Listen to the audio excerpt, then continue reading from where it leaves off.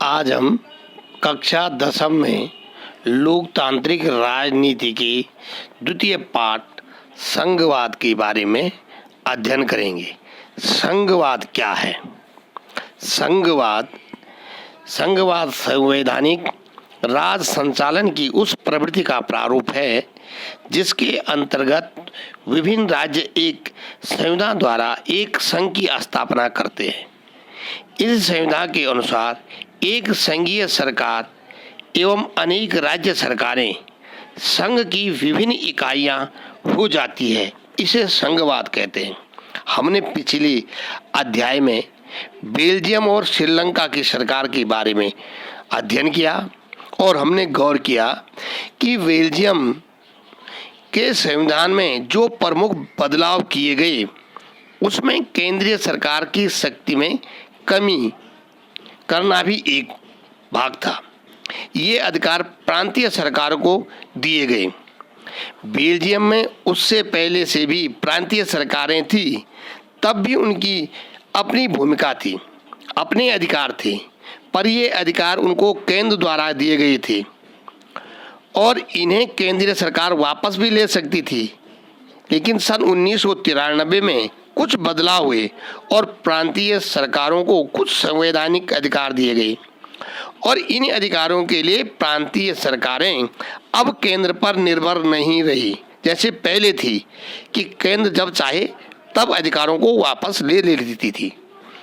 इस प्रकार बेल्जियम ने एकात्मक शासन की जगह संघीय शासन प्रणाली अपना ली।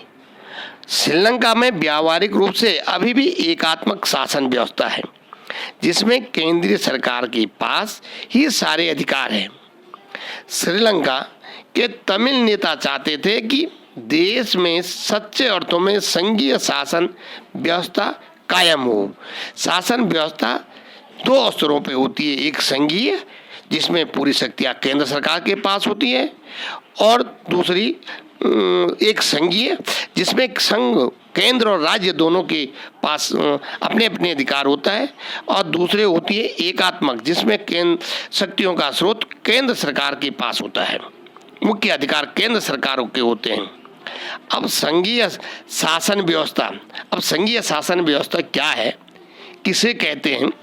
तो संघीय शासन व्यवस्था में सर्वोच्च सत्ता केंद्रीय प्राधिकार और उसकी विभिन्न आनुषंगिक इकाइयों के बीच बढ़ जाती है और आमतौर पर संघीय व्यवस्था में दो स्तर पर सरकारें होती है।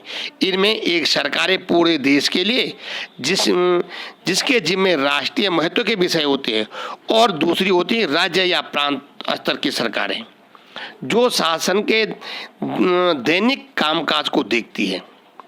सत्ता के इन दोनों स्तर की सरकारें अपने अपने स्तर पर स्वतंत्र होकर अपना काम करती है। इस अर्थ में संघीय शासन व्यवस्था एकात्मक शासन व्यवस्था से ठीक उलट है। एकात्मक शासन व्यवस्था में शासन एक ही स्तर पर होता है और बाकी इकाइयां उसके अधीन होकर काम करती हैं और इसमें केंद्रीय सरकार प्रांतीय या स्थानीय सरकारों को आदेश दे सकती है, पर संघीय व्यवस्था में केंद्रीय सरकार राज्य सरकारों को कुछ खास करने का आदेश नहीं दे सकती है। राज्य सरकारों के पास अपनी शक्तियां होती है और इसके लिए वो केंद्रीय सरकार को जवाबदेह नहीं होती है। ये दोनों ही सरकारें अपने अपने स्तर पर लोगों के प्रति जवाबदेह होती है।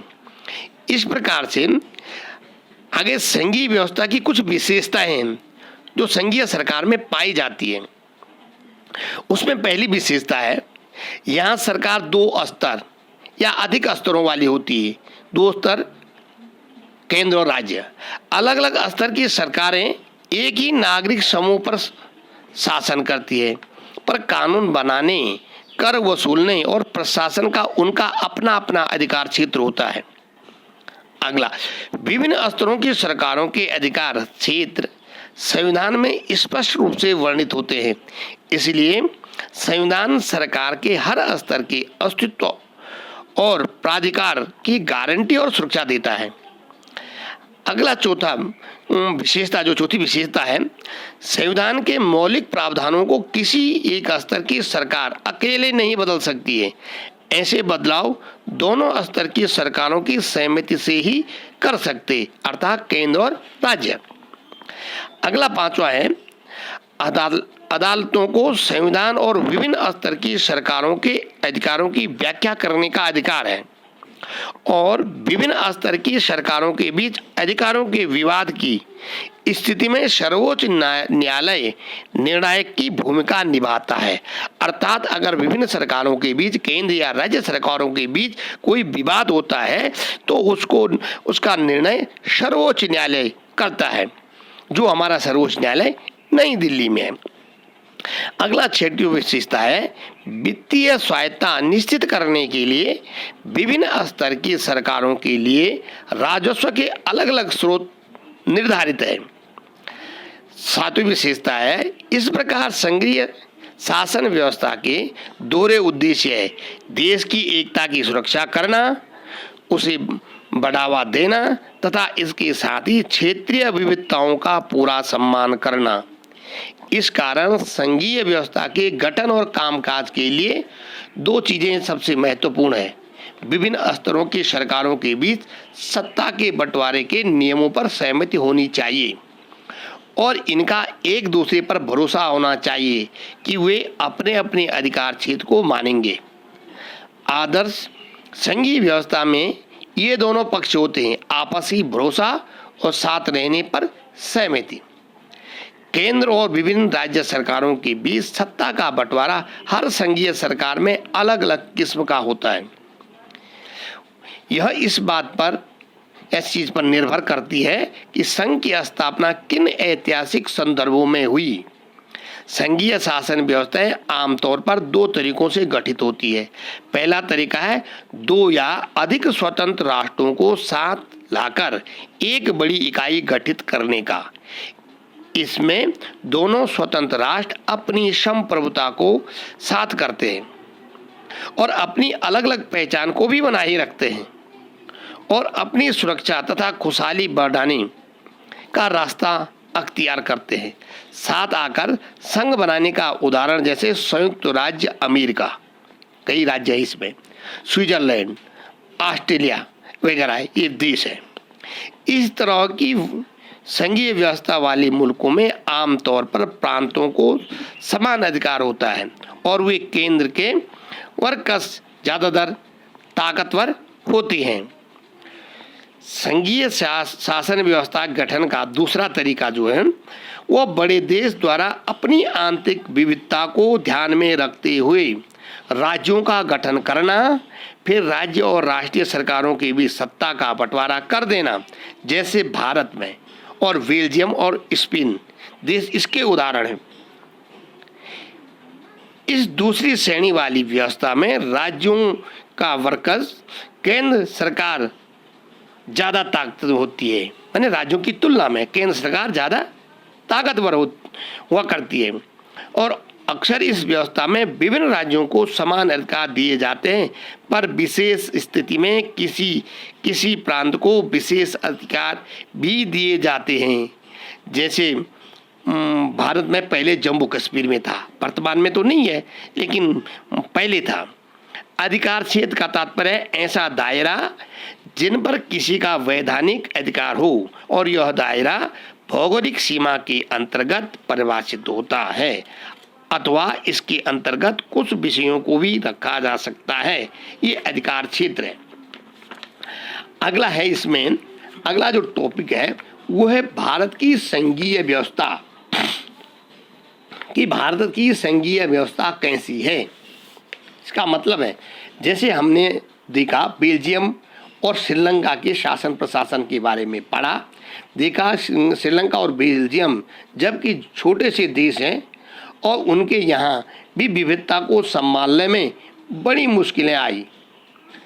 तो ऐसे में सोचो कि भारत जैसे विशाल देश में काम कितना मुश्किल होगा, जहाँ पर बहुत सी भाषाओं, धर्मों, क्षेत्रों के लोग रहते हैं और हमारे यहाँ पर सत्ता की साझेदारी किस प्रकार की व्यवस्था होगी है।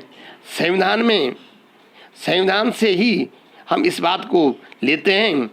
एक बहुत ही दुखद और रक्त रंजित विभाजन के बाद भारत आज़ाद हुआ। जिस समय भारत आज़ाद हुआ था उस समय की ये बातें, और आज़ादी के कुछ समय बाद ही अनेक स्वतंत्र रजवाड़े भारत में विलीन हो गए, क्योंकि जब भारत आज़ाद हुआ था तो उस समय भारत में छोटे छोटे अनेक रजवाड़े थे जिन्हें बाद में भारत में मिलाया गया था। जब आज़ादी के समय भारत और पाकिस्तान बना था, तो जब उन्हें भारत में विलीन किया गया, भारतीय संविधान ने भारत को राज्यों का संघ घोषित किया, और इसमें संघ शब्द नहीं आया, पर भारतीय संघ का गठन संघीय शासन व्यवस्था के सिद्धांत पर हुआ है।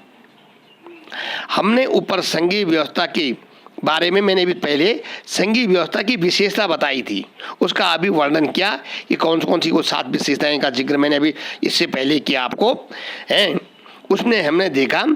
और ये ही बातें, जो बातें संघीय सरकार की वहाँ आई, ये सभी बातें भारतीय संविधान के विभिन्न प्रावधान पर भारत में लागू होती है, और संविधान ने मौलिक रूप से 2 स्तरीय शासन व्यवस्था का प्रावधान किया, संघ सरकार या जिसे हम केंद्र सरकार कहते हैं, और राज्य सरकार।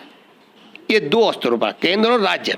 केंद्र सरकार को पूरे भारतीय संघ का प्रतिनिधित्व करना था। बाद में पंचायती और नगर पालिकाओं के रूप में संघीय शासन का एक तीसरा स्तर भी हुआ, पंचायती राज व्यवस्था, स्थानीय स्वशासन। किसी भी संघीय व्यवस्था की तरह अपने यहाँ भी 3 स्तरों की शासन व्यवस्था के अपने अलग अलग अधिकार क्षेत्र हैं, और संविधान में स्पष्ट रूप से केंद्र और राज्य सरकारों के बीच विधायी अधिकारों को 3 हिस्सों में बांटा गया है, जिसे हम 3 सूचियां भी कहते हैं, संघ सूची, राज्य सूची और समवर्ती सूची। और जो विषय छूट गए हैं उसको अवशिष्ट सूची में रखते हैं। तो पहले आते हैं संघ सूची। इस सूची में, इसको केंद्र सूची भी कहते हैं, इस सूची के अंतर्गत उन विषयों को रखा गया है जो प्रतिरक्षा, वैदेशिक मामले, बैंकिंग, संचार और मुद्रा जैसे राष्ट्रीय महत्व के विषय संघ सूची में आते हैं। पूरे देश के लिए इन मामलों में एक तरह की नीतियों की जरूरत है, और इसी कारण इन विषयों को संघ सूची में डाला गया है। और संघ सूची में वर्णित विषयों के बारे में कानून बनाने का अधिकार सिर्फ केंद्र सरकार को है। और संघ सूची में वर्तमान में 97 विषय है। कितने विषय हैं? 97। दूसरा आता है राज्य सूची। मूल रूप से इस सूची में 66 विषय थे, परंतु 42वें संविधान संशोधन के उपरांत अब इस सूची में 62 विषय रह गए हैं, और इन सब विषयों से संबंधित कानून निर्माण करने का अधिकार राज्य सरकार को है। और इसमें जैसे पुलिस है, व्यापार, वाणिज्य, कृषि, सिंचाई जैसे प्रांतीय और स्थानीय महत्व के विषय आते हैं। ठीक है। तीसरा है समवर्ती सूची। समवर्ती सूची के अंतर्गत जो संविधान में मूल रूप से समवर्ती सूची में 47 विषय थे, परंतु अब इस सूची में 52 विषय हैं। 42वें संविधान संशोधन अधिनियम 1976 के द्वारा राज्य सूची के 4 विषय शिक्षा, वन, वन्य जीव जंतुओं और पक्षियों का रक्षण तथा नापतोल इसको समवर्ती सूची में सम्मिलित कर दिया गया, और समवर्ती सूची में एक नया विषय जोड़ा गया, जनसंख्या नियंत्रण और परिवार नियोजन। अब समवर्ती सूची में इनको मिलाकर सारे 52 विषय हो गए। 47 पहले थे, 4 विषय राज्य सूची से आया, एक नया विषय जोड़ा गया। अब ये कुल मिलाकर 52 विषय हो गए, और राज्य सूची में रह गए 62। ठीक है।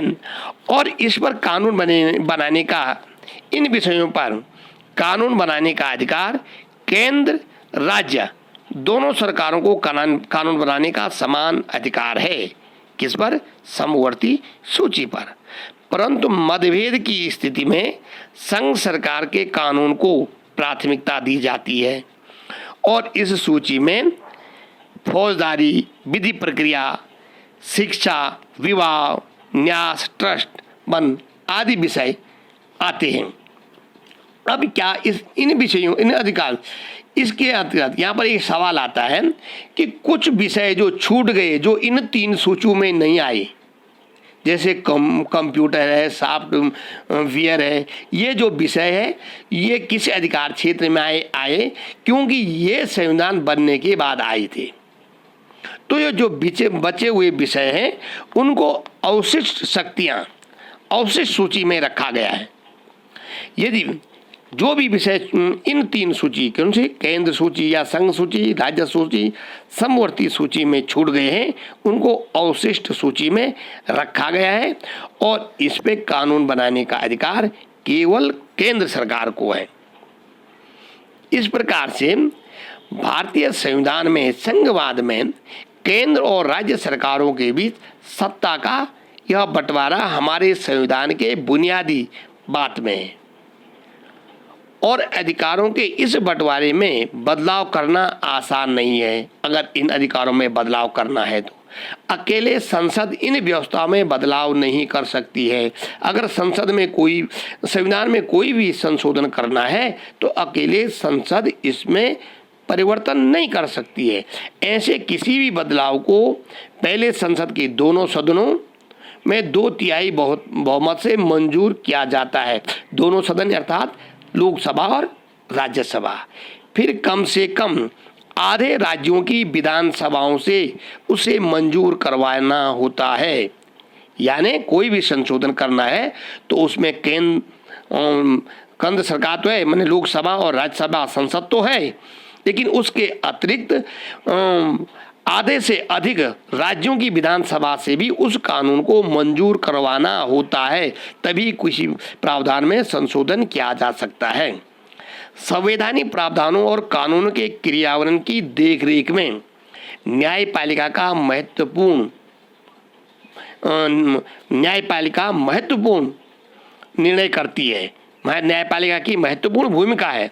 शक्तियों के बंटवारे के संबंध में कोई विवाद होने की हालत में फैसला उच्च न्यायालय और सर्वोच्च न्यायालय में ही होता है। सरकार चलाने और अपनी जिम्मेदारियों का निर्वाह करने के लिए जरूरी राजस्व की उगाही के संबंध में केंद्र और राज्य सरकारों को कर लगाने और संसाधन जमा करने का पूर्ण अधिकार है। इस प्रकार से आज हमने इसमें संघवाद की विशेषता है, भारत में संघीय व्यवस्था, शक्तियों का विभाजन, इसका अध्ययन किया और इसमें आगे